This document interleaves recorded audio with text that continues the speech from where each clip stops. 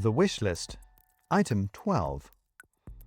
Rolf Hurt, day shift manager, stood in the staff locker room of the Stocking Dot Christmas warehouse and stared at the security robot. It wasn't doing anything interesting particularly. Indeed, it wasn't doing anything.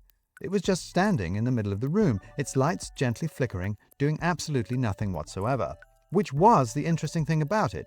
It should only be in the locker room for a good reason. If it was there, it ought to be doing something. It shouldn't be there doing nothing. It shouldn't, in fact, be there at all.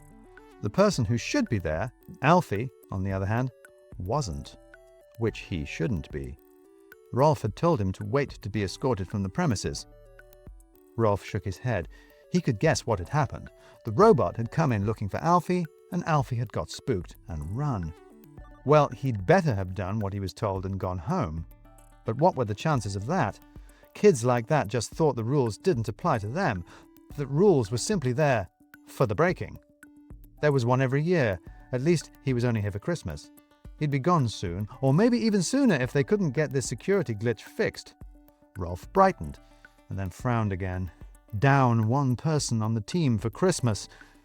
Nothing ever went his way. He decided to go and find someone in security to shout at about the robot and stomped away again. The reason the robot was doing nothing was that Alfie had not in fact done as he was told. Instead of making his way home, he was lying on the other side of the ceiling, watching Rolf through the crack of slightly lifted tile. Directly below him, the robot waited for him to come back down, which he was also not going to do. Alfie let the tile drop back into place and eased himself up. He had been lying on a cluster of pipes, which he had crawled along from the lavatory. He had been able, in the dim light, to make out faint footprints in the dust on the pipes, the traces of Nick Close coming back and forth to collect and return security fobs, camping showers, and mince pies. He now followed the pipes to the wall. There they all turned upwards, vanishing up into the darkness. They were fastened to the wall at regular intervals with braces, and Alfie could just about make out hand marks on them. You could use it as a sort of ladder, he supposed, if you were a complete madman. Or if you had no alternative. Maybe he should just go back. He could just drop back down through the ceiling into a corridor or something. Just go straight to the exit, get security to let him out, say goodbye to the whole ludicrous enterprise. Say goodbye to the mystery of Nick Close, to the strange world above the warehouse, to the whole weird, magical experience. He looked up the pipes. You could make out in the dim light the joists, struts, and walkways up there, all leading away into the shadows of the warehouse proper, the long, dark shelves receding away into the distance, the echoing metal jungle under the roof, the wide, open space above it. Oh, who was he kidding? He took a deep breath and started to climb. About halfway up, he changed his mind, and then looked down and changed his mind again, looked up, changed his mind yet again, and then just hung on there for a bit, trying to get a hold of himself. He was probably over halfway now, he reasoned with himself. He might as well finish what he had started. He unclenched his white knuckles from the metal brace, fixed his gaze on the pipes directly in front of him, and started climbing again.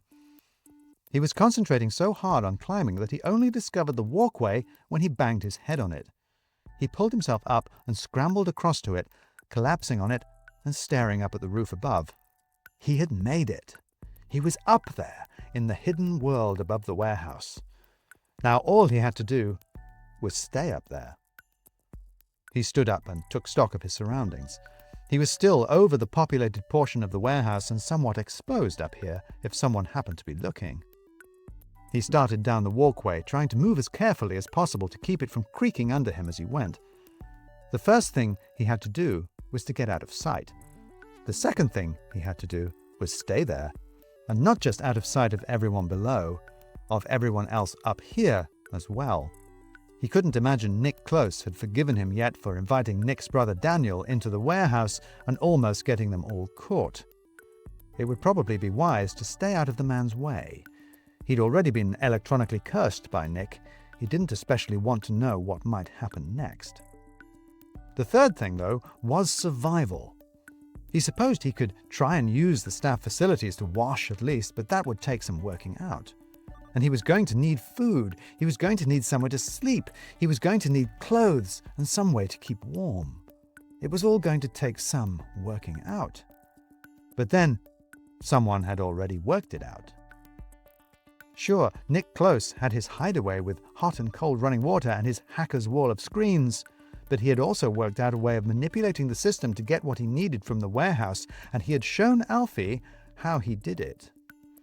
He ordered goods from Stocking.Christmas, just as anyone would, waiting until they were in the warehouse and then redirected them to a particular shelf. He then marked them as having been delivered, so the system would forget all about them.